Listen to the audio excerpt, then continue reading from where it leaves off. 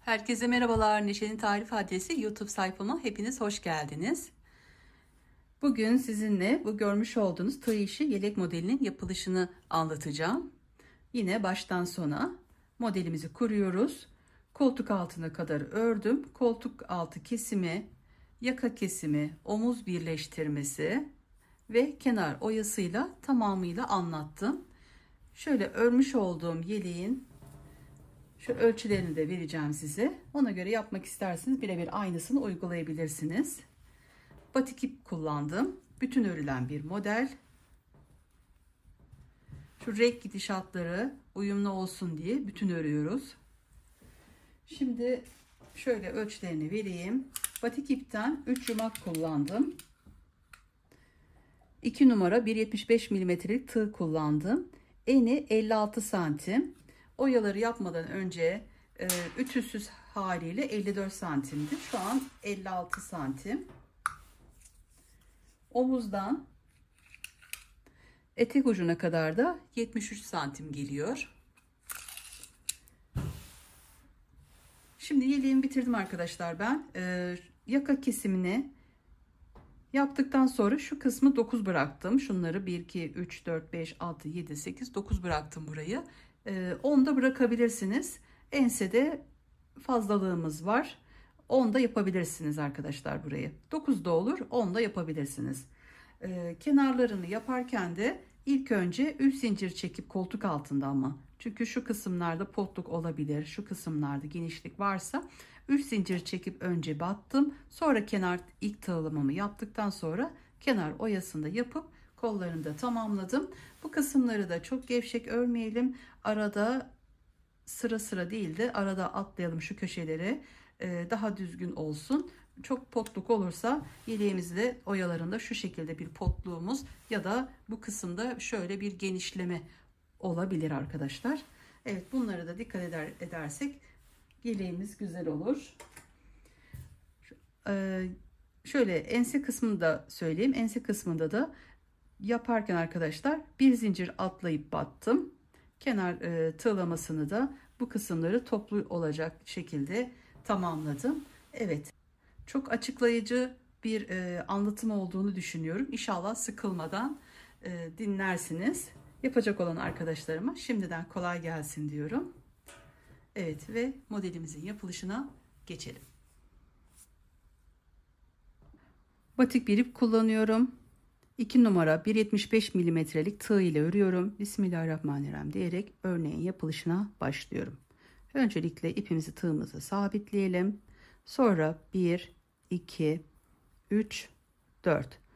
4 zincir çekiyoruz. Tığın başına bir kere ipimizi dolayıp burada 2 tane zinciri atlayalım. 3. zincir arasına batalım. Ve önce ikisini sonra ikisini çıkartalım. Burada küçük minik bir kutucuğumuz olacak. Sonra tekrar 2 zincir çekiyoruz. Tığın başını bir kere doluyoruz. Burada arkadaşlar şu şekilde çeviriyoruz kutucuğumuzu. İpimizi yani şöyle çevirdiğim zaman şurada minik minik böyle kutucuklar yapacağız. Bu orta boşluğuna batıyorum. Önce ikisini sonra ikisini çıkartıyorum. 2 zincir çekiyorum. Tığın başını bir kere doluyorum. Yine çeviriyorum bu şekilde. Ortadaki kutucuğun boşluğuna batıyorum. En son yapmış olduğum. Sonra ikisini çıkartıp bir kutucuk daha yapmış oluyoruz. Şu an 1, 2, 3 tane kutucuk oldu. 2 zincir çektim. Tığın başını bir kere doladım. Bu şekilde çeviriyorum. Buradaki en son yapmış olduğum kutucuğun arasına orta boşluğuna batıyorum. Burada 3 tane kalıyor. Bunun önce ikisini sonra ikisini çıkartıyoruz. 2 zincir tığın başına dolayıp bunu yine çeviriyoruz her seferinde ve en son yaptığım kutucuğun ortasına battım. 2 2 şeklinde çıktım. Ben şöyle 15 tane kadar bir kutucuk yapayım arkadaşlar. Sonra dönüşte ne yapmamız gerektiğini anlatayım. 15 tane yaptım. Şimdi arkadaşlar siz bunu 187 tane bu şekilde yapmış olacaksınız. Sonra yani benim vermiş olduğum ölçüde yapmak istiyorsanız 187 tane kutucuk olacak. Şimdi arkadaşlar üst kısma geçiyoruz. Aynı ipimize devam ediyoruz burada. 1, 2, 3 zincir çekiyorum. Tığın başına bir kere yine doluyorum. En son yapmış olduğum kutucuğun içine batıyorum. Çok sıkı olmayacak şekilde önce bir tane çıkartıyorum. Sonra 2 tane çıkartıyorum ve en son kalan 2 zincir arasından da çıkartıp üçlü trabzan yapmış oldum burada. Bu arkadaşlar bu kısma doğru gidecek. Şimdi bir zincir çekiyorum. Tığın başını bir kere doluyorum. Bu kısımda arkadaşlar en son yapmış olduğum kutucuğun içine 2 tane böyle üçlü trabzan yaptım. Şimdi arkadaşlar bunu atlıyoruz, yanındaki bir tane kutucuğu atlayıp onun yanındaki, yani aralarda bir kutucuk boşluk bırakacağız. Evet, bir kutucuk atlıyorum. Yanındaki kutucuğun arasına batıp buradan çıkartıyorum. Önce bir çıkartıyorum. Sonra 2 zincir arasından ve sonra 2 tane zincir arasından çıkartıyorum. Tığın başını doluyorum. Aynı kutucuğun içine batıyorum. Bu şekilde üçte çıkmış olduğumuz 2 tane böyle trabzanımız olacak arkadaşlar. Aralarda ilk sırada bir zincir çekeceğiz. Bir zincir çekiyorum. Tığın başını doluyorum. Şimdi bu yapmış olduğum işlemleri burada tekrarladığım zaman daha iyi anlaşılacağını umuyorum. Evet, bu kutucuğun içine 2 tane bu şekilde yaptık. Bir kutucuk atlıyoruz. Yanındaki kutucuk arasına, orta boşluğuna batıyorum. Ve 1, 2, 3'te çıkmış olduğumuz trabzan yapıyoruz. Tığın başını doluyorum. Aynı kutucuk arasına tekrar battım. Önce bir çıkartıyorum, sonra ikisini, sonra ikisini. Evet, arada bir zincir çekiyorum. Bu şekilde arkadaşlar. Şimdi aynı şekilde yanındaki bir kutucuk var şurada, şu kısımda arkadaşlar. Bunu atlıyorum, onun yanındaki kutucuk arasına battım. 1, 2, 3'te çıktım. Tığın başını doladım, aynı araya battım. 1, 2, 3'te çıkıyoruz. Bir zincir çekiyoruz aralarda. Bir kutucuk atlıyoruz. Yanındaki kutucuğun arasına battım. Önce bir, sonra iki, sonra iki çıkartıyorum. Üçlü trabzanımı 2 tane içine yapmış oluyoruz. Bir zincir çekiyorum. Arada bir kutucuk atlayıp yanındaki kutucuk arasına battım ve 3'te çıktım. Tekrar tığın başını doladım. Aynı kutucuğun arasına battım ve 3'te çıktım. Bu şekilde arkadaşlar siz 187 tane kutucuğun bir tanesini doldurup bir tane boş bırakacaksınız. Bir tanesini doldurup boş, dolu, boş, dolu, boş şeklinde sonuna kadar gideceksiniz. Şunları saydığımız zaman şu yapmış olduğumuz üçlü trabzanlarımız 1, 2, 3, 4, 5, 6, 7 diye saydığınız zaman toplamda 94 tane olmuş olacak. Aralarda ilk sırada bunu yapıyoruz. Bir zincir çekiyoruz. Bir kutucuk atlıyoruz. Yanındaki kutucuğun arasına batıp sonuna kadar bu şekilde gidiyorsunuz. Evet, sonuna geldiğiniz zaman da benim şu an yapmış olduğum işlemi yapıyorsunuz. Bu şekilde sonda da bu şekilde olacak. Şimdi burada bir zincir çekiyorum ve geri dönüyorum. Bu örgümüzün ters tarafı. Burada arkadaşlar tüm aralara sık iğne yapacağız. İlk zincir çektim. Bir tane zincir çekmiştim dönüşte. Buradaki ilk trabzanımızın üst noktasına ilk araya batıyoruz. Bir sık iğne yapıyoruz. Onun yanındaki trabzanın üst noktasındaki zincir arasına battım.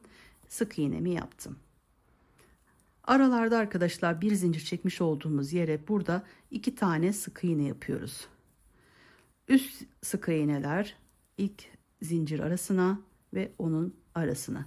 Yani üstleri 2 tane, orta boşluklara da 2 tane yapıyoruz arkadaşlar sık iğnelerimizi. Evet, bu şekilde sona kadar gidiyoruz. En sona geldiğimiz zaman şu ara kısmına, orta kısmına batabilirsiniz sık iğne için.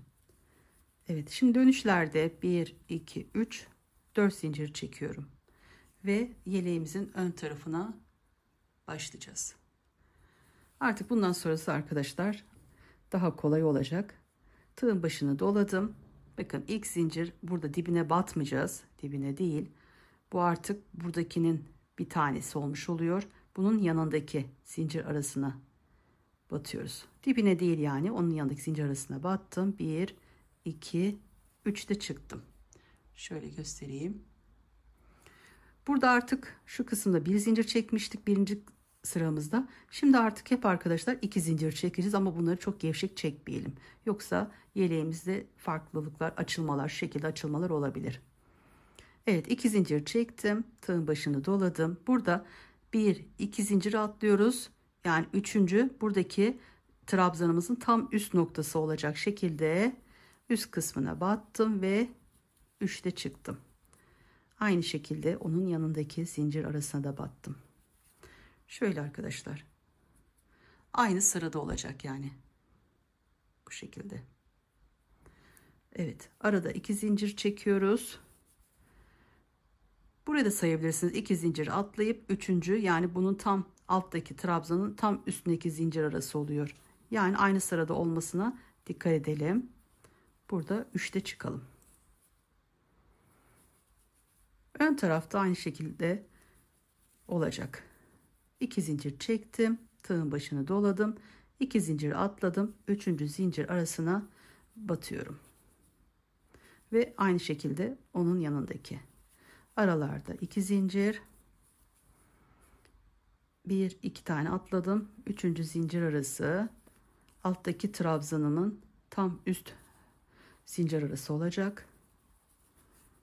Evet, bu şekilde tüm sona kadar gidelim arkadaşlar. Bu şekilde. Evet, bu şekilde bu sıramızı da tamamladıktan sonra arkadaşlar bir zincir çekiyoruz. Geriye dönüp burada hemen dibine batıyoruz. Sık iğnemizi yapıyoruz ve onun yanındaki ikinci trabzanımızın da üst zincir arasına batıyoruz. Sık iğnemizi yapıyoruz. Yani şurada aşağıda ne yaptıysak arkadaşlar aynısını burada uygulayalım. Bu modeli yaparken dikkat etmemiz gereken terste hep sık iğne. Hani sık iğne yapmayı unutursanız dönüşlerde trabzan yaparsanız arkadaşlar, yani şuradaki yaptığınız işlemi burada da unutup burada devam edersiniz. Bu sefer ne olur? Örgümüz bir tarafı ters, arada belli bir sıradan sonra artık düz bir şekilde olur. Buna dikkat edelim. Yani tersten sık iğnelerimizi yapalım. Ön kısımdan da trabzanlarımızı yapalım. Evet, bu şekilde yukarı doğru örmeye devam edeceğiz. Koltuk altı kesim ve yaka kesimini nasıl yaptığımı anlatacağım. Koltuk altına kadar örelim, sonra kesimleri anlatayım. Evet, sıra sonuna kadar sık iğnelerimizi yapıp bu sıramızı da tamamlayalım. Bu sıramı da tamamladım. Sonuna da sık iğnelerimi yaptım. Dönüşte 1 2 3 4 zincir çekeceğim. Geri döneceğim. Dibine değil, onun yanındaki zincir arasına batıp bu şekilde arkadaşlar modelimiz ortaya çıkmış olacak. Evet arkadaşlarım, şimdi ben bunu 187 tane kutucuğu ördüm. Şöyle yukarı kadar kaç sıra ördüğümü ve ölçüsünü sizinle paylaşayım. Buradan arkadaşlar en son şu birinci sıramız.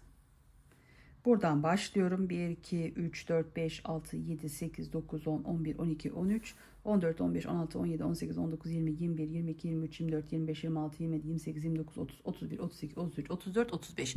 Toplam 35 sıra yaptım. Trabzanımı yaptıktan sonra arkadaşlar sık iğnemi geçtim ve bitirdim. Burada bıraktım. Mezuro ile ölçüsünü vereyim. Çünkü elden ele değişebilir. Her zaman söylüyorum, ipten ipe, elden ele ölçüler değişebilir. Evet, şöyle mezuram benim bu şekilde arkadaşlar. Şu kısmı boş. Şuradan başlıyorum ölçmeye. Evet. Bu şekilde ölçtüğüm zaman yukarıdan şöyle 47 santim arkadaşlar. Bu boyu size kalmış. Daha da uzun istiyorsanız ona göre boyunu uzatabilirsiniz. Evet, ben burada toplamda şöyle 46, yani biraz şöyle düzeltsem 47 santim falan olacak neredeyse. Sonra kenar tığlamaları olacak. Bir iki de yukarı şuradaki boyunu uzun yaptığım zaman toplam 50 santim kadar bitmiş hali. Yeleklerde tam öyle ölçü iyi oluyor yani. Alt kısım bitmiş. Hani kenar, sonra şurada bir tığlamamız falan olacak. Bir de üst kısmı yapacağız. Toplam 50 santim burası. Üst kısımda 20 santim. Yani toplam 70 santim ideal bir ölçü oluyor aslında yeleklerde arkadaşlar. Daha uzun örmek isterseniz o size kalmış. Buradaki şu vermiş olduğum sayıyı çoğaltabilirsiniz. Evet, ben bu şekilde 35 sıra yaptım. Şimdi en çok sorulan soruya gelelim. Bunda size yardımcı olmak istiyorum. O yüzden bunu biraz büyük başladım. Tek sıra çiçekli motifin üst kısmını yapmıştım. Orada bu kısmı anlatmıştım. O küçük beden arkadaşlar 38 bedene olur.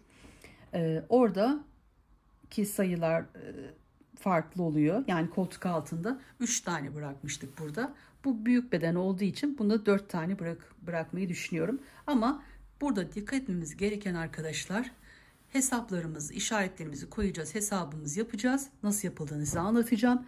Ama mutlaka ensede ne kadar kalacak? Bu hesaplarımızı buraya geldiğimizde mutlaka yapalım, kesinleştirelim, sonra başlayalım. Sonra kesmek ya da sökmek zorunda kalmayalım. Bildiğiniz gibi bu ip biraz da zor sökülüyor.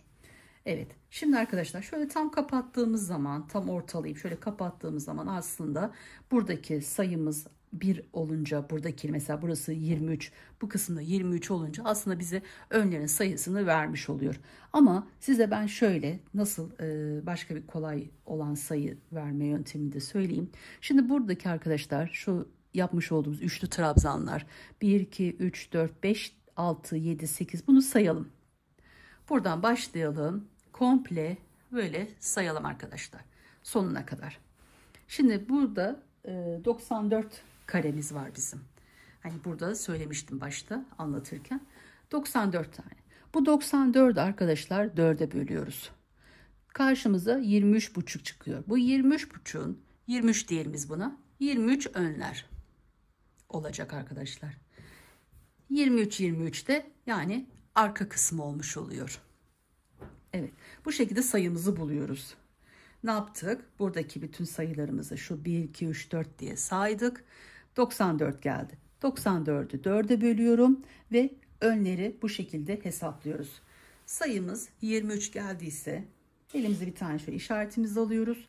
Bu kısımdan başlıyoruz. 1, 2, 3, 4, 5, 6, 7, 8, 9, 10, 11, 12, 13, 14, 15, 16, 17, 18, 19, 20, 21, 22, 23. 23'ün şöyle yanındaki kutucuğa, boş olan kutucuğa işaretimi koydum. Bu bizim arkadaşlar, sadece işaret koyuyorum. Burada bir işlem yapmayacağız. Burada sadece şöyle katladığımız yeri belirlemiş oluyoruz. Şöyle tam kenarı, bu şekilde tam kenarı bu işareti koymuş olduğum yer. Aynı şekilde bu kısmı da yapacağız. Buradan başlıyorum. 1, 2, 3, 4, 5, 6, 7, 8, 9, 10, 11, 12, 13, 14, 15, 16, 17, 18, 19, 20, 21, 22, 23. 23. işaret, bakın trabzan onun yanındaki. 23'ün yanındaki boşluğa işaretimi koydum ve bu şekilde tam koltuk altını hesaplamış olduk. Evet. Burada 2 sıra geçeceğiz ama arkadaşlar hani ben öncekinde birazcık bırakmıştım motifli olan, tek sıra motifli olan yelekte. Gerek yok arkadaşlar. Bu şekilde olsun, o sonra düzeliyor. Evet, bu şekilde tam koltuk altı işaretimizi koyduk. Sonra burada ön ve arka kısımdaki işaretlerimizi koyacağız. Şimdi bu bizim tam koltuk altının olduğu yer. Küçük bedende şöyle 1, 2, 3 tane bırakmıştım. Bunda 4 tane bırakacağım arkadaşlar. Bunları sayıyorum. 1, 2, 3. Bu 4. Boşluğa değil, 4. şu trabzanların olduğu yer olarak işaretimi koymuş oldum. Bakın şöyle. Boşluğa işaretimi koydum. Tam koltuk altı burası. 1, 2, 3, 4. Burası tam koltuk altı kesimimiz. Buradan ön kısma başlayacağız arkadaşlar. Ön bu kısım. Burası koltuk altı bizim, şurası. Şimdi burada 1, 2, 3, 4 tane bıraktım. Burada işaretimiz var. Burayı çeviriyorum. hemen bakın yanında şöyle göstereyim ya da bunun hemen yanından 1, 2, 3, 4 tane de dördüncü olan tam trabzanımın olduğu yere buraya da işaretimi koyuyorum. Burada arkadaşlar bu kısmı da sayarsam 1, 2, 3, 4, 5, 6, 7, 8. 8. şöyle trabzanın olduğu yere işaretimi koydum. Bu bizim sadece şurada koltuk altını belirlediğimiz yer. Bunlar da önüne başlayacağımız yer, koltuk altının olduğu yer burası. Arkada da bu kısımdan başlayacağız arkadaşlar ya da bitireceğiz. Yani bunları işaretleri bu şekilde konuluyor. 4 tane burada, 4 tane de burada bıraktık. Şimdi burada yapmış olduğum işlemleri birebir aynısını bu kısımda uyguluyorum. Koltuk altını 23'ün yanındaki yere işaretimi koymuştum. Şimdi buradan ön tarafa doğru 1, 2, 3, 4. olan yere işaretimi koyuyorum. Trabzanın olduğu yere koydum. Buradan sayabilirsiniz de yani şu kısımdan 1, 2, 3, 4 şöyle 1, 2, 3, 4, 5, 6, 7, 8, 9, 10, 11, 12, 13, 14, 15, 16, 17, 18, 19, 19, 20'nin olduğu yere işaretimi koymuşum. Aynı şekilde buradan da kontrollerimizi yapalım. 2, 4, 6, 8, 10, 12, 14, 16, 18, 19 ve 20. 20. şöyle tam üst kısmına işareti koymuşum. Evet, burada arkadaşlar aynı diğer taraf burada yapmış olduğumuz işlemleri birebir aynısını yapıyoruz. 20'ye yaptık. Sonra 1, 2, 3 şöyle 1, 2, 3, 4. 4 tane burada kaldı. Bu bizim tam kenarımız. Şimdi burayı çevirdiğim zaman da 1, 2, 3, 4. 4 de burası arkadaşlar, işaretimizi koyacağız. Şöyle elimde çengelli iğnem şuradaki ortadaki olanı kullanayım. Evet, tam trabzanın üstüne koyuyorum. Şöyle ortaya saydığımız zaman şu kısımları arkadaşlar 1, 2, 3, 4, 5, 6, 7, 8. 8 tane burada bırakıyoruz arkadaşlar. Bu şekilde ayarlamalarımızı yaptık. Şimdi arkadaşlar mutlaka arka kısmı da ayarlayalım, ona göre başlayalım. Şimdi bu büyük beden olduğu için bunda ben 3 tane kesmiştim. Önce o çiçekli olan, tek sıra çiçekli olan da arkadaşlar. Bunu da şöyle hesaplıyoruz burada. Şimdi burası arkadaşlar 1, 2, 3, 4 tane kesmiş olsak yukarı doğru şöyle ovallik vererek ben yukarı doğru kesiyorum. 1, 2, 3, 4 tane şöyle tahmini şöyle bir hesap yapalım. 4 de buradan kesmiş olsam 1, 2, 3, 4. Evet, 4 buradan 4 buradan kesmiş olsam burası. Sonra arkadaşlar şöyle önlerde omuzlara kadar kestiğimiz yerde 9 yapmış olsak 1, 2, 3, 4, 5, 6, 7, 8, 9. 9 bu kısım. 1, 2, 3, 4, 5, 6, 7, 8, 9 da bu kısım. Bakın ortada şu kadar bir ense kalıyor. Kenar tılımımız olacak 2 sıra. Şöyle 2 sıra buradan 2 sıra buradan gitmiş olsak şurada şu tahmini olarak bu kadar bir ensemiz kalıyor. Yani mutlaka bu işaretlerimizi burada yapalım ki sonra da ense küçük kalmasın. Evet, şu an gayet bu vermiş olduğum ölçülerle bu gayet iyi oldu arkadaşlar. Evet, bu şekilde artık başlayabiliriz. Benim yapmış olduğum ölçüde yaparsanız siz de bu vermiş olduğum ölçülerde birebir yapabilirsiniz. Büyük bedende de aynı şekilde uygulayabilirsiniz. Evet, ayarlamalarımızı, kontrollerimizi yaptıktan sonra ipimiz burada bitmişti arkadaşlar. Öncelikle şurada, evet, ipimiz burada bitmişti. Bunu şöyle tam koparmayacağım. Şöyle, yani bitirip kesmeyeceğim arkadaşlar. İpimi şu şekilde bırakıp buradan kesiyorum. Evet, ipimizi biraz şöyle bırakalım. Şuradan bağlarız. Buradan ipimi kestim. Çünkü önce arkaya yapacağız arkadaşlar. Evet, şimdi şöyle arka kısmı çevirelim. İşareti koymuş olduğum yerden örmeye başlayacağız.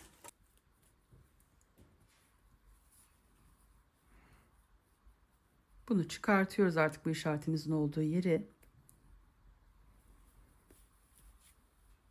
Buradan battım üst noktasına. İlk sıra olduğu için arkadaşlar burada 3 değil de şöyle 1, 2 zincir çekiyorum. Tığın başını doladım. Yanındaki zincir arasına battım ve 1 2 3 de çıktım. Evet, bu şekilde işaretlemiş olduğum yerin üst kısmına 2 zincir arasına şöyle 2 tane üçlü trabzanımı yaptım. Burada 2 zincir çekiyorduk. Bunu yapmıyoruz çünkü bir şöyle kesimlerimiz olacak. Tığın başına doluyorum. Buradaki yanındaki arkadaşlar 2 zincir atlıyorum. 3. zincir arasına batıyorum ve 3'te çıkıyorum. Aynı şekilde yanındaki zincir arasına. Bu kısımlar arkadaşlar aynı, yani tek sıra motif yapmış olduğum yeleğin üst kısmındaki kesimlerle birebir aynı olacak arkadaşlar. Evet, orada düz ipti. Ben şu an batik iple yapılışını anlatıyorum. Aralarda yine 2 zincir çekiyoruz ve 2 zincir atlayıp 3. zincir tepesine battım ve 3'te çıkıyorum. 2 zincir çekiyoruz aralarda. Bunları çok gevşek çekmeyelim ama şu uzatmaları, trabzanlarımızı aynı aşağıdaki ayarlarda yapalım. Evet, aralarda 2 zincir çekerek trabzanların tam üst sıralarına dikkat edelim. Aynı sırada olmasına. Evet, yeleğimizin ön tarafından bu işlemi yapıyoruz. Tersten sık iğnelerimizi yapacağız. Evet, bu şekilde şuraya kadar örüyoruz. Buradan bakın başladım. Burada 2 zincir çekmeden bu kısma battım. Şöyle bir oval bir kesim yapıyoruz çünkü arka kısmını örüyorum. Buradan başladım. Bu şekilde şöyle sona kadar geldim. Burada işaret koymuş olduğumuz yerin bir önündeki trabzanların üstüne yaptım. Arada 2 zincir çekmiyoruz artık burada. Tığın başını doluyorum. 2 zincir çekmiyorum. Bu işaret koymuş olduğum yeri şöyle artık. Bunu buradan çıkartayım işaretimi. En üst noktasındaki zincir arasına batıyorum. 1 2 3'te çıkıyorum. Aynı şekilde yanına da 1 2 3'te çıkıyorum ve burada bir zincir çekiyorum. Artık ters tarafını yapacağım. Ters kısmında dönüyorum. Burada arkadaşlar dibine değil, onun yanındaki zincir arasına batıyorum. Ve tüm zincir arasına bu şekilde sık iğne yapıyoruz. 3 tane bu kısımları olmuş oldu. Hemen dibine değil, onun yanındaki zincir arasına battım. Ortalarda daha sıkı bir şekilde sık iğnelerimi yapıyorum. Çok gevşek örmeyelim o kısımları arkadaşlar. Sık iğnelerimizi çok gevşek yapmayalım. Evet, aralarda 2 zincirlerimizin üstüne bir, yanındaki bu şekilde sona kadar gidelim. Sona geldiğimizde de 1 2 3 tane sık iğne yapalım. Evet, şöyle sona geldim arkadaşlar. Sık iğnelerimi yapıyorum. Şöyle birinciye yaptım. Sona geldiğimde ikinci ve şu en sonda 3. zincir arasına 3 tane sık iğne yapmış oldum burada. Şimdi burada 1 2 3 4 zincir çekiyoruz ve yeleğimizin ön tarafına geçiyoruz. Burada arkadaşlar bakın, yanındaki değil, onun yanındaki, bak, dibine değil, yanındaki zincir arasına değil, onun yanındaki zincir arasına batıyoruz ve 1 2 3'te çıkıyoruz. Bu kısımda burada arkadaşlar aynı şekilde yine böyle kesim yapacağız. Tığın başına bir kere doluyorum. Arada 1 2 zincir atlıyorum. Buradaki şu kısımda trabzanın üstündeki zincir arasına batıyorum.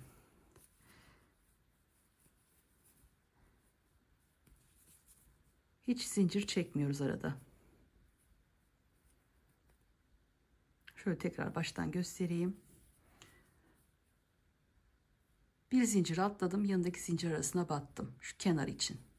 Burada 2 zincir çekmiyoruz. Tığın başını doluyoruz. Şuradaki trabzanımızın üst noktasına, yani şurada 2 zincir atlayıp 3. zincir arasına denk geliyor. 3. zincir arasına battım ve alttaki trabzanın üst kısmına kesimimi yaptım arkadaşlar. Şöyle göstereyim. Arada 2 zincir çekmiyoruz. Evet, burada 1 ve ikinciyi yapmış olduk. 2 kesim yapmış olduk burada arkadaşlar. Aynı şekilde şimdi burada 2 zincir çekiyorum.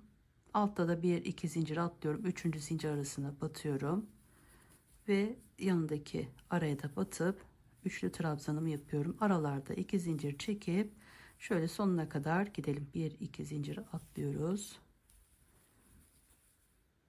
Yanındaki, şöyle göstereyim size tekrar. Evet. Evet, bu şekilde birinci burası, ikinci sıradayız arkadaşlar. Evet, bu şekilde sonuna kadar gidiyorum. Evet arkadaşlar, bu sırada şöyle ikinci sıramızda da sona kadar geldim. 2 zincir çekmiyoruz sona geldiğimizde. Bakın son bu şekilde. Burada arkadaşlar, bu birincinin üstüne değil, onun yanındaki, yani 1 2 3 tane atlamış oluyorum. 4. araya batıyorum ve burada en dibindeki, artık şu kenar düzgün dursun diye en dibindeki zincir arasına batıyorum ve 3'te çıkıyorum. Bu şekilde arkadaşlar. Daha düzgün olduğunu düşünüyorum. Şöyle arada zincir yapmadan burada birinci kesimimizi burada yaptık. İkinciyi de burada yaptık. Bundan arkadaşlar 2 sefer daha yapmış olacağız. Bir zincir çekiyorum ve geriye dönüyorum. Burada da ilk zincir arasına değil, onun yanındaki zincir arasına sık iğne yapıyorum. Sonra yanındaki zincir arasına battım ve onun yanındaki. Toplamda bu kısımda 3 tane sık iğne yapmış oluyoruz. Sonra orta boşluğa geliyoruz. Orta boşluğa 2 tane sık iğnemizi yapalım. Sonra buradaki zincir tepesine ve onun yanındaki trabzanın üstündeki zincir tepesine battım. Evet, sonuna kadar bu işlemi yapıyoruz. Dönüşte de aynı şekilde bu sırada yapmış olduğumuz gibi kenarlarını yapacağız. Şöyle sona kadar geldim. Burada yapmış olduğum işlemin aynısını burada uygulayacağım arkadaşlar. Burada en son 2 sık iğnemi yaptım. Şimdi burada 3 tane başta yapmış olduğumuz gibi ilk araya, onun yanındaki ve en son araya batıp 3 tane sık iğne yapmış oluyoruz ve 1 2 3 4 zincir çekip yön tarafına dönüyoruz. Şimdi 3. kesimi yapacağım. Bunun için de aynı aşağıda yapmış olduğum gibi burada dibine değil, onun yanına değil, onun yanındaki zincir arasına, yani bir zincir atlıyoruz, yanındaki zincir arasına batıyorum ve üçlü trabzanımı yapıyorum. Sonra burada 2 zincir çekmiyoruz, sadece tığın başına doluyoruz. Şuradaki zincirimizin tam tepe noktası, yani arada 2 zincir atlamış oluyoruz. 3. zincirimizin arasına batıp 3'te çıkıyoruz. Onun yanındakine de batıyoruz. Evet, aynı şekilde alttaki işlemi uygulayıp 2 zincir çekip arada 2 zincir alttan atlıyoruz ve aynı işlemi sona kadar yapıyoruz arkadaşlar. Evet, 1 2 3. sıramızda bu şekilde yapıyoruz arkadaşlar. Aynı burada yapmış olduğumuz işlemleri yapıp sonuna kadar gidiyoruz. Burada da aynı aşağıda burada yapmış olduğumuz gibi yapacağız. Dönüşümüz de bu şekilde olacak. Toplamda burada 1 2 3. sıradayız şu an. 4.'yü de yapalım. Sonra düz devam edeceğiz. Evet arkadaşlar, arka kısmı şöyle 1 2 3 4 tane kesim yapmış oldum. Birinci sıra, ikinci sıra, üçüncü ve dördüncü. Evet, aşağıdaki işlemlerin aynısını uygulayarak bir sıra daha yaptım. Sık iğnemi gittim. Şu kenarları da saydım. Toplam arkada arkadaşlar 36 tane şöyle trabzanlarım kaldı. Evet, şimdi burada yapmamız gereken düz bir şekilde yukarı doğru devam edeceğiz. 1 2 3 4. sırayı bitirdik, sık iğnemizi yaptık. 5. sıraya geçmek için 1 2 3 4 zincir çekiyorum ve ön tarafa geliyorum. Burada arkadaşlar yine aşağıda yapmış olduğumuz gibi bir zincir atlıyoruz. İkinci zincirimizin arasına batıyoruz. Dibine değil, onun yanında bir zincir var, o kısımda değil, onun yanındaki. Yani arada bir zincir atlayıp yanındaki zincirin arasına battım. Bu şekilde bir açıklığımız oldu ilk sıramızda. Sonra arkadaşlar şu kısma geçeceğiz. Burada 2 zincir atlayıp 3. sıramıza geçeceğiz. Artık 2 zincir çekiyoruz. Tığın başını doluyoruz. 1 2 zincir atlıyoruz. 3. zincirimiz arasına batıyoruz. Aynı şekilde yanındaki zincir arasına da battım ve üçlü trabzanımı yaptım. Artık burada düz devam edeceğimiz için bu şekilde, şurada da çok büyük açıklık kalmasın diye burada bir zincir atlayıp yanındaki zincir arasına battım. Evet, bu şekilde 2 zincir çekip bu kısımlara doldurup şöyle sonuna kadar yapalım. Sona kadar geldim. Burada yapmış olduğum işlemi de göstereyim. Evet, burada aşağılarda 2 zincir çekmiyorduk. Şimdi burada 2 zincir çekiyoruz. Tığın başını doladım. Buradaki ilk trabzanın tepesine batıyoruz.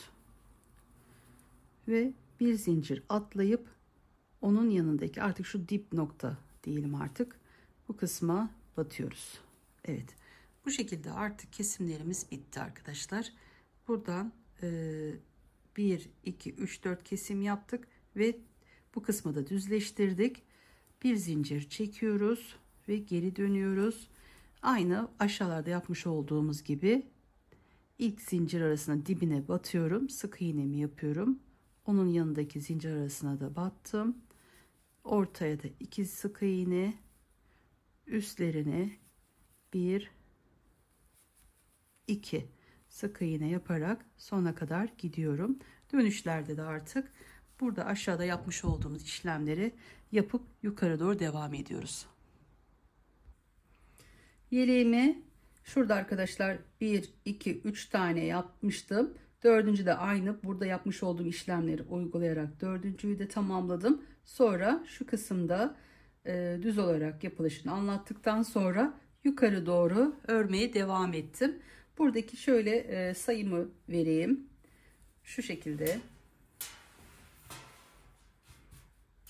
Burada en alt sıradaki koltuk altını, şu altındaki sıradan şu şekilde şöyle gelelim arkadaşlar. Sonra bu kısmı da sayalım. 1 2 3 4 5 6 7 8 9 10 11 12 13 14 15 16 17 18 18 sıra yaptıktan sonra burayı döndükten sonra arkadaşlar 1 2 3 4 5 6 7 8 9 tane omuz için bırakıyorum. Sonra dönüşte sık iğnesini yapıp burada ipimi kopardım. Biliyorsunuz diğer yeleklerimde anlattığım gibi bu şekilde ense kısmında bir sıra aşağıda bırakmış oluyorum. Kenar tığlamasıyla eşit şekilde oluyor. Daha düzgün oluyor bu kısım arkadaşlar. Tavsiye ederim böyle yapmanızı. Bu kısmını da aynı şekilde 2, 4, 6, 8, 9 tane bıraktım. İsterseniz 10 tane de bırakabilirsiniz. 10 tane bırakırsanız bu kısım buraya denk gelir. Burada da bu kısma denk gelir arkadaşlar. Şurada bu kadar bir yerimiz kalır. Önleri de mutlaka tabii ki burada ne kadar bıraktıysanız omuza kadar koltuk altı kesiminden sonra yaka kesimini yaptıktan sonra düz devam edeceğiz. O sayının mutlaka buradaki sayıyla eşit olması gerekiyor. Buna dikkat edelim. Bu kısımda arkadaşlar burayı yaptıktan sonra kenar tığlama, kenar oyamız olacak. 2 sıra geçeceğiz. Evet, arkayı tamamladım arkadaşlar bu şekilde. Şimdi önler için şurada ipimiz vardı. Buraya ipimizi bağlıyoruz. Şöyle ipimizi buraya bağlıyoruz. Biraz şöyle ileriden bağlayalım arkadaşlar. Sonra iğne ile bunu arasından yürüteceğiz. O zaman hem belli olmuyor hem daha sağlam oluyor. Evet. Şimdi burada bitirmiştik.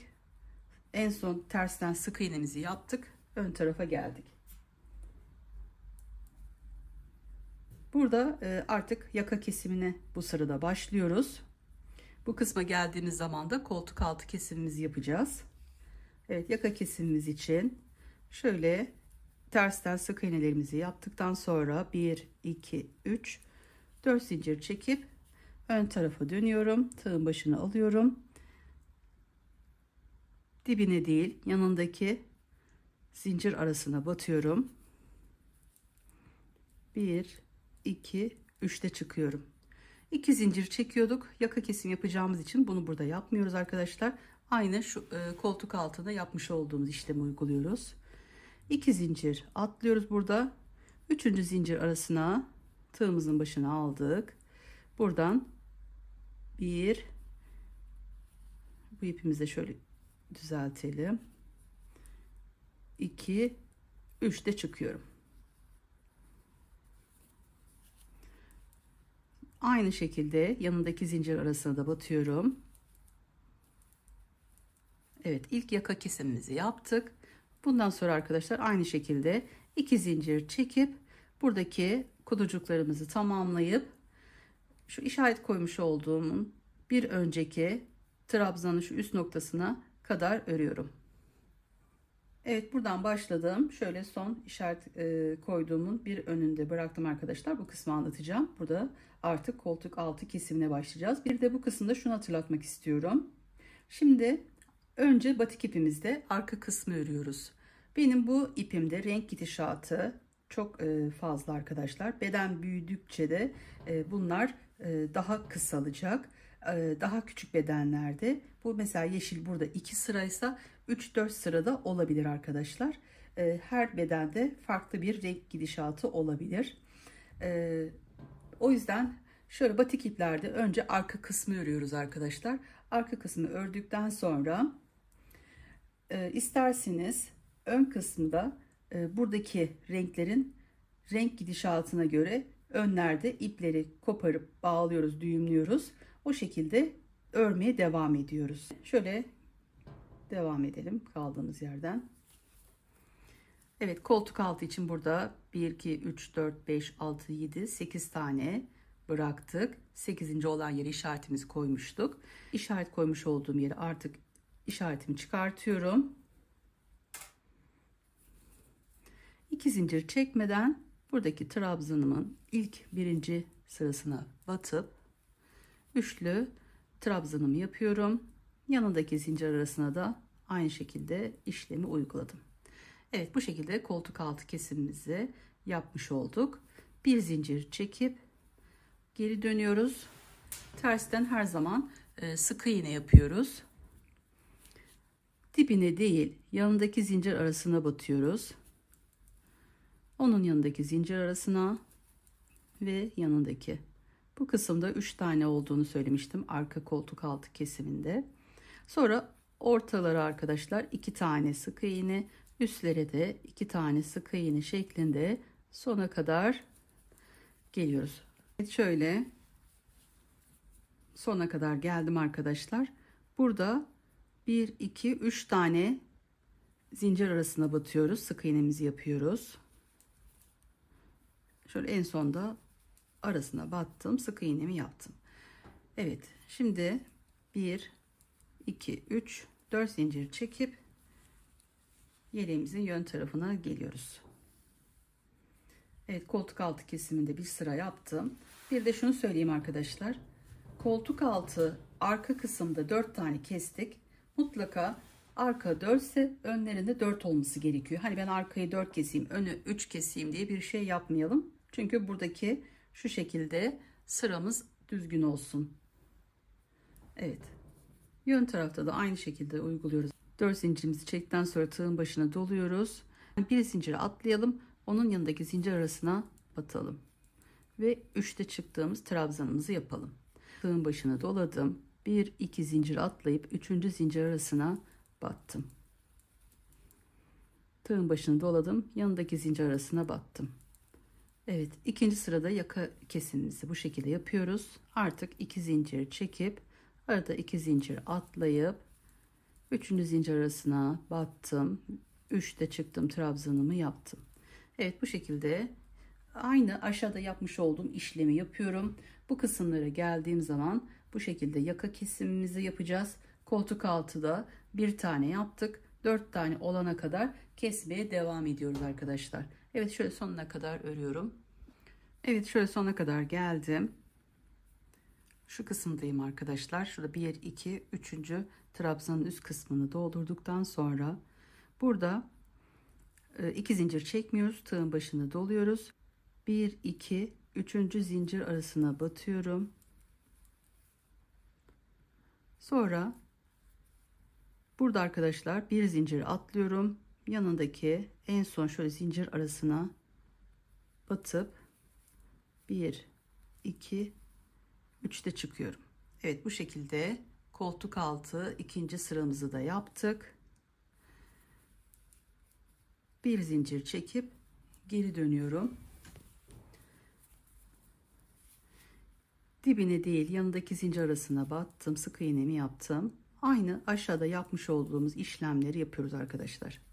Evet, burada iki sırayı anlattığım gibi 4 sıra olana kadar bu kısmı koltuk altını yapalım. Sonra koltuk altında düz devam edeceğiz. Evet, şöyle sık iğnemi yapıyorum. Sona geliyorum.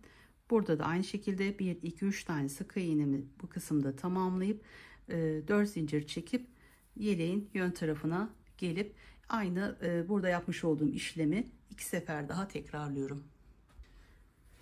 Evet arkadaşlar, koltuk altı artık 1 2 3 4. kesimin olduğu yere geldim. Burada artık yaka kesimimize devam edeceğiz. Bu kısımda da bitireceğiz arkadaşlar. Arkada 4 sıra bıraktığımız için koltuk altında 4 tane kesim yaptığımız için aynı şekilde önde de 1 2 3 tane yaptım. Yani şurada bırakmıştım. Burada iki işlemde, iki sırada nasıl yaptıysak bu iki sırayı da aynı şekilde yapıyoruz. Yani koltuk altı arkada yaptığımızın birebir aynısı arkadaşlar. Evet, şimdi yine şöyle son kısma geldim. Burada bırakmıştım. Burada birinci değil, ikinci şuradaki trabzanlarımızın en baştakinin en üst zincir arasına, aşağılarda yapmış olduğumuz gibi arasına battım arkadaşlar. Sonra arada bir zincir atlayıp şu en sondaki araya ya da şöyle üstteki zincir arasına batalım ve artık koltuk altı kesimimizi burada bitirelim. Evet, bu şekilde 1 2 3 4. sıradayım arkadaşlar. Şimdi burada yukarıda artık düz devam edeceğimiz için geri döndüğüm zaman en dipteki zincir arasına artık batıyorum arkadaşlar. Sonra onun yanındaki, yani burada 3 tane oluyordu, şimdi artık 4 tane olacak. Evet, ortaları da 2 tane sık iğne yapıyoruz. Sonda koltuk altı kesimi olan yer bu şekilde arkadaşlar. Yaka kesimimize de aynı aşağıda yapmış olduğumuz uygulamaları yapıp tamamlıyorum. Evet, aynı şekilde yaka kesiminde 1 2 ve en son zincir arasına batarak 3 tane sık iğnemizi yaptıktan sonra 4 zincir çekiyoruz. Yön tarafına geliyoruz arkadaşlar. Şu şekilde göstereyim. Evet, koltuk altı kesimimiz burada tamamladık. Bitti artık. Burada arkadaşlar sayımız 9 tane kalana kadar yaka kesimine devam edeceğiz. Koltuk altı kesimini artık bitirdik. Evet, burada 4 zincir çektim. Ön tarafa geldim. Tığın başını doluyorum. Burada bir zincir atlayıp yanındaki zincir arasına batıyorum. 2 zincir çekmeden tığın başını doluyorum. Burada bir, altta 1 2 zincir atlayıp 3. zincir arasına batıyorum. Evet, bu sırada da koltuk altı kesimini artık bitirdik. Yaka kesimine devam ediyoruz. Evet, arada 2 zincir çekip sona kadar gidiyorum. Artık bu kısmı düz devam edeceğiz. Şöyle kaldığım yeri göstereyim. Bu şekilde. Şimdi artık burada 2 zincir çekiyoruz. Aşağılarda çekmedik ama bittiği için 2 zincir çekip tığın başını doluyorum. 1 2 zincir atlıyorum. Şu kısmı arkadaşlar trabzanımızı yapıyoruz. Sonra en son araya, ortada boşluklarımızı bırakıyoruz. Artık en son araya da üçlü trabzanımızı yapıyoruz. Evet, koltuk altını bitirdik. Düz devam edeceğiz. Bu kısımda düz olarak yukarı doğru devam ediyoruz. Burayı ayarladık. Ayarlamamızı yaptık. Şimdi 1, 2, 3, 4, 5, 6, 7, 8, 9, 10. Şu kısımda 11 tane burada var arkadaşlar. 9 tane kalana kadar da yaka kesimine devam edeceğiz. Sonra 9 tane kalınca düz yukarı öreceğiz arkadaşlar. Tersten sık iğnelerimizle sona kadar gidiyorum. Evet, dönüşte artık dibine sık iğne yapacağız. Onun yanındaki ve ortalara da 2 tane sık iğnemizi yapıyoruz arkadaşlar.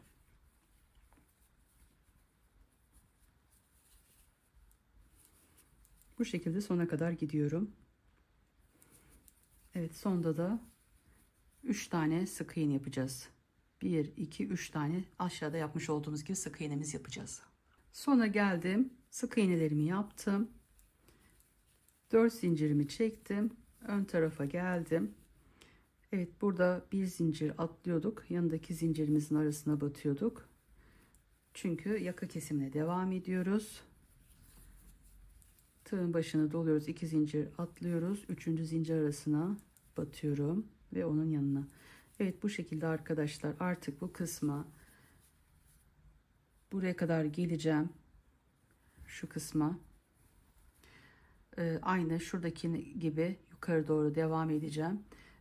Burada 2, 4, 5, 6, 7, 8, 9, 10. Şununla 11 tane oluyor arkadaşlar. Burası 9 tane olana kadar yaka kesimine devam ettikten sonra düz şekilde örmeye devam edeceğiz. Burada tam toplam 9 tane kaldı arkadaşlar. Bu kısımda 9 bıraktığım için burada da 9 tane bırakıyorum ve artık şuradaki renk gidişatını ayarlayarak yukarı doğru örüyorum. Diğer tarafını da anlatmak istiyorum. Burada da arkadaşlar ön tarafında olduğumuz için bu kısımdan başlıyoruz. Şöyle işaretimizi önceden ayarlamıştık. Bunu çıkartıyorum ve ilk zincir arasına batıp 1, 2, 3 zincir çekiyorum. Evet, yanındakine de üçlü trabzanımı yapıyorum. 2 zincir çekmiyoruz. Burada arada koltuk altı kesim yapacağız. 2 zincir burada aşağıdan atlıyoruz. 3. zincir arasına batıyoruz. Yanındakine de aynı şekilde.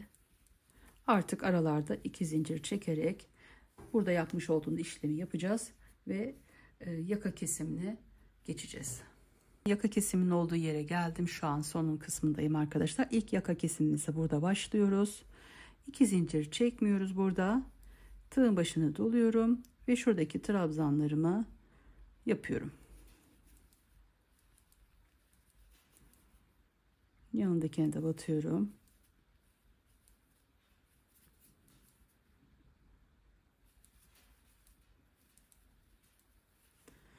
Evet. İlk yaka kesimimizi yaptık. Dönüşte de aynı şekilde bir zincir çekiyorum. Dibine değil, onun yanındaki zincir arasına batıyorum. İlk sık iğnemi yapıyorum. Yanındaki zincir arasına ve onun yanındaki zincir arasına. Evet, aralarda da 2 zincir arasına da 2 sık iğne yapıyorum ve tepelere de 2 tane sık iğne yapıp sona kadar gidiyorum.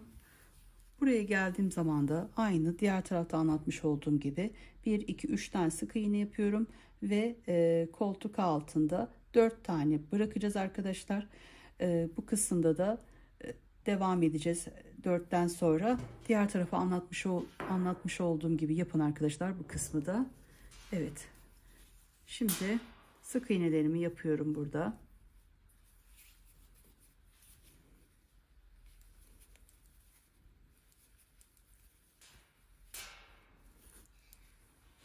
Evet, renk gidişatına dikkat ederek bu kısmı da tamamlayacağız arkadaşlar. Şu an ilk koltuk altı kesimini yaptım. Bir tane de yaka kesimini yaptım. Bu şekilde sık iğnelerimizi yaptıktan sonra dönüşte aşağıda yapmış olduğum işlemin aynısını yapacağım. Toplam 4 tane burada keseceğim. Bu kısmı da 4 tane kestikten sonra burayı düz devam edeceğim. Şu kısmı kadar yaptıktan sonra düz devam ediyoruz arkadaşlar. Burada da devam ediyoruz. Bu kısımda 9 tane kalana kadar. 9 tane kalınca diğer tarafı anlatmış olduğum gibi arkadaşlar bu kısmı da yapalım. 9 tane kalınca düz yukarı devam ediyoruz. Yeleğimin üst tarafına kadar tamamladım. İki kısmını da. Bu kısım bitti arkadaşlar. Bu tarafı da tamamladım. İplerimi de şöyle iğne yardımıyla aralarından yürüttüm. Evet, şimdi bunu yaptıktan sonra eklemeden, sadece biliyorsunuz tek omuzda eklememiz var. Çünkü bütün ördüğümüz bir yelek modeli. Eklemeden önce şu şekilde açıyorum ters kısmından. Bu şekilde arkadaşlar. Üzerine nemli ütü bezi koydum ve üzerinden ütüledim. Sonra eklememi yapıyorum. Şu an tersini şöyle çevireceğim. Ters kısmından omuz eklemelerimizi yapacağız. İplerimi koparmamıştım.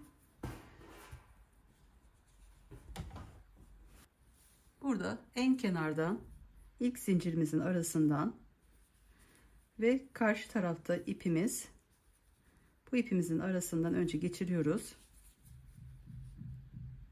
Sonra buradan arasından bunu önce bir yürütüyoruz. Sonra her zincir arasından, yani bir buradan alıyoruz arkadaşlar, bir karşı taraftan. Zincir arasından alıp kaydırma yöntemiyle yapıyoruz omuz eklememizi. Bu şekilde buradan geçiriyoruz ve buradaki ipimizi buradaki zincirimizin arasından şu şekilde kaydırma yöntemiyle yapıyoruz. Buradan zincir arasından geçirdim. Karşı tarafın zincir arasından ve bu ikisini çıkardıktan sonra burada bakın birinci olanı ikincisinin arasından geçiriyorum. Bu şekilde her zincir arasından diğer karşı tarafından da aynı işlemleri yaparak sona kadar omuz eklememizi yapalım.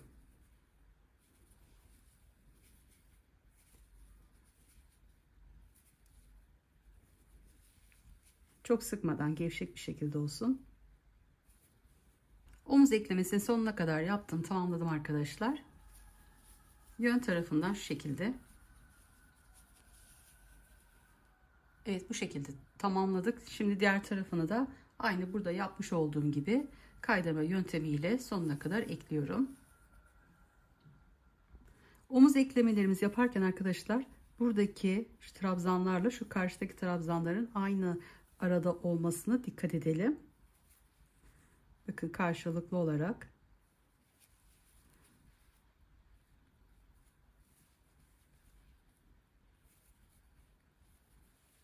Şöyle göstereyim. Bakın bu kısım bu şekilde. Şöyle karşılıklı olmasını daha düzgün gösterir. İki tarafın omuz eklemelerini de tamamladım. Şimdi kenar tığlamasını yapacağız arkadaşlar. Kenar tığlaması 2 sıra oluyor. Kenar tığlamasının tüm etrafından ilk sırasını geçtim arkadaşlar. Şöyle sonuna geldim. Burada şöyle göstereyim, olmazsa yaptığım gibi sökeyim. Şöyle köşe olarak burayı bitirelim. Yani şu köşe kısma bir iki tane daha batalım. Şu alt kısımları da arkadaşlar ikisini doldurdum. Sonra yanındakine bir doldurdum. Hani burada ilk başlamış olduğumuzda yapmış olduğumuz kutucuklar vardı. 2 doldurdum bir tanesini. Bir tanesi içinde bir tane şeklinde, yani 2 1 2 1 şeklinde alt sırayı tamamladım. Evet, köşeye geldim. Sonra en uç noktaya zincir arasına batıp burada şöyle kaydırma yapıyoruz arkadaşlar. Şöyle bir köşe olsun diye. Şimdi kenarına şöyle bir oya yapalım. Kenar oyasında şöyle bir yapayım. İlk başa etek ucundan başlıyorum. İpimi tutturuyorum arkadaşlar. Burada 2 zincir çekiyorum. Sonra tığın başını dolayıp kutucuğun içine batıyorum. 2 de çıkıyorum. Bu ipim biraz daha tok arkadaşlar. Çok ince bir ip olursa 3'te de çıkabilirsiniz. Evet, bu şekilde. Hatta şöyle ilk sıraya 2 tane olmuş olsun. 2 tane yapalım. Bu ayarlamaları siz ayarlarsınız. Burada bolluk olmayacak şekilde, gerdirmeyecek şekilde arkadaşlar. Sonra şurada zincir arasına batıyorum ve 2 de çıkıyorum. Tığın başını doladım. Buradaki kutucuğumuz, şurası trabzanımız arası daha geniş olduğu için bunun arasına arkadaşlar 3 tane yapalım. 2 de çıktığımız trabzan yapalım 3 tane. Evet, sonra buradaki zincir arasına batalım. Zincir aralarına her zaman batalım arkadaşlar. Sonra diğer boşluğa bu şekilde 2 de çıkalım.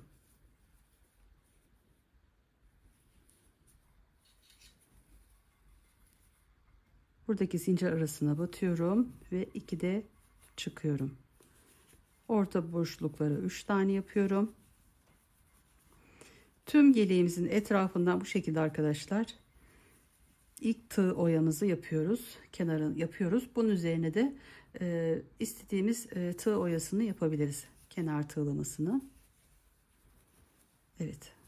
2 3 tane içine, bir tane zincir tepesine.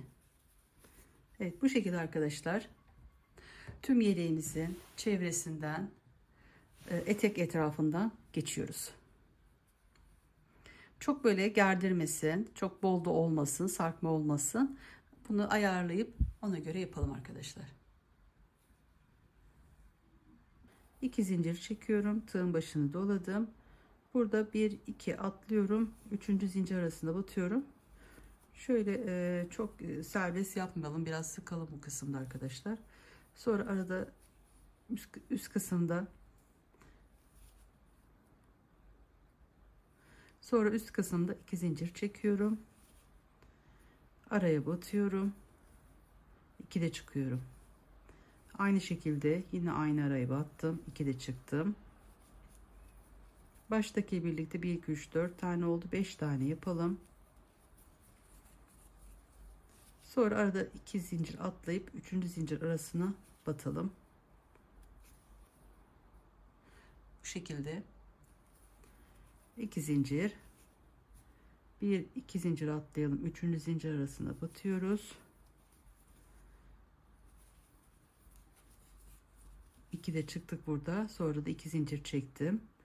Bu orta şu kısımdaki arkadaşlar, şu orta boşluğa batıyorum, 2 de çıkıyorum. Yine aynı şekilde aynı araya battım. Toplamda 5 tane olacak baştakiyle birlikte. 1 2 3 4 ve 5.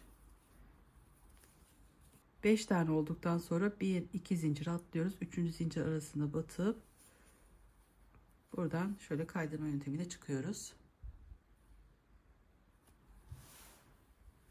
Şöyle şuradan göstereyim. Bu şekilde kenar oyası yapıyorum. 2 zincir, 1 2 zincir atlıyorum, 3. zincir arasına battım, 2 de çıktım. Sonra 2 zincir çektim, araya battım. Önce burada ikisini çıkarttım. Yani toplam burada ikili trabzanlar yapıyoruz arkadaşlar. 5 tane olacak. 2 4 5. Sonra 1 2 3. zincir arasına batıp şöyle bu kısımdan çıkıyoruz. Bu şekilde kenar oyası yapalım. Tüm etrafında. Bu yapmış olduğumuz işlemleri kol çevresinden de geçeceğiz. Ama burada yapmamız gereken, hani şuradaki ayarlarımız bir olmayabilir. Zincirler dönüşte farklı olabiliyor. Bu tarafla şu kısım arasında. Şuradan başlayalım arkadaşlar. Sıkı yapıyorsak 4 zincir çekelim. Biraz gevşek zincir çekiyorsak 3 zincir buradan bu kısma, buradan bu kısma önce bir geçelim etrafından. Sonra bu kenar tığlamamızı yapalım ama bu kadar sıkı yapmayalım. Çünkü bu kısımlar biliyorsunuz giydiğimiz zaman şu kısımlarda, özellikle şu tepe noktasında ya da şu kenar kısımlarında bir bolluk olabilir. Bunu önlemek için ilk sıramızı bir geçelim. Sonra bunu yapalım arkadaşlar ama ayarlayalım. 1-2 deneyin, arada giyin. Ondan sonra örmeye devam edin arkadaşlar. Bolluk olursa ona göre arada atlayıp yaparsın. Yani burayı mesela 3 tane dolduruyorsanız bu kısma 2, 3, 2 şeklinde şu aralara doldurabilirsiniz. Ondan sonra kenar tığlamamızı da yapalım. Kol çevresini de bu şekilde yapacağız. Evet, şimdi tüm etrafından ben bu tığ oyasını yaptım. Siz de farklı tığ oyaları kullanabilirsiniz. Yeleğimi tamamladım arkadaşlar. Sizler nasıl buldunuz? Güzel yorum ve beğenilerinizle sayfama destek olursanız beni mutlu edersiniz. Başka tariflerde görüşmek üzere. Kendinize ve sevdiklerinize iyi bakın. Allah'a emanet olun. Hoşça kalın.